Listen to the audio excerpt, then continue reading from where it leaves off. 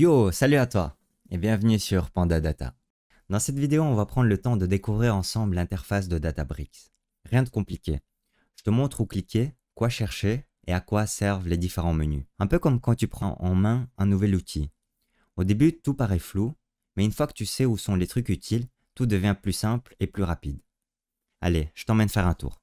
Maintenant que tu as ton compte Databricks, on va prendre quelques minutes pour explorer l'interface ensemble. Pas de panique, c'est plus simple que ça en a l'air. Tu vas voir, une fois que tu as compris les onglets principaux, tout devient plus clair. Pour l'instant, on ne va pas expliquer toutes les sections des onglets SQL, Data Engineering et ALML en détail. On commence par le Workspace. C'est ton espace de travail personnel, ou partagé si tu bosses en équipe. Tu peux créer des dossiers, stocker tes notebooks, organiser tes projets. Pense à un tiroir bien rangé où tu retrouves tous tes fichiers. Récent. Tu retrouves ici tout ce que tu as ouvert ou modifié récemment. Super pratique quand tu veux reprendre là où tu t'étais arrêté. Un peu comme l'historique de ton navigateur. Catalogue. C'est la bibliothèque de données. Elle contient toutes les bases, tables ou vues auxquelles tu as accès. Tu peux explorer les colonnes, faire des requêtes SQL dessus ou les visualiser. Job et pipeline. Tu peux créer ici des scripts qui se lancent tout seuls à des moments précis. Par exemple, importer des données chaque matin ou recalculer un rapport chaque semaine. Un peu comme une alarme, mais pour la data. Compute. Ici, tu gères les clusters. Ce sont les machines virtuelles qui font tourner ton code.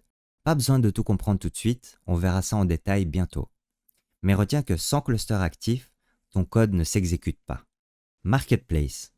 C'est une place de marché de ressources. Jeux de données, notebook prêt à l'emploi, modèle ML. Pratique pour s'exercer ou tester des trucs sans tout créer soi-même. SQL. Un espace dédié au mode SQL. Tu écris tes requêtes ici, tu explores les bases, tu fais des visualisations. C'est clair, rapide et parfait pour les analystes. Data Engineering. Cet onglet est pensé pour bosser sur des pipelines de traitement plus complexes. Tu peux organiser des étapes, écrire du code un peu plus structuré. Idéal si tu veux aller plus loin. ML et AI. Pour ceux qui veulent faire du machine learning ou tester des modèles d'IA. C'est plus avancé, donc pas à voir tout de suite, mais cool à explorer plus tard dans la série. Voilà pour le petit tour d'horizon de l'interface Databricks. Tu vois, c'est pas si compliqué quand on prend son temps. Maintenant que tu sais te repérer, on va pouvoir passer aux choses sérieuses.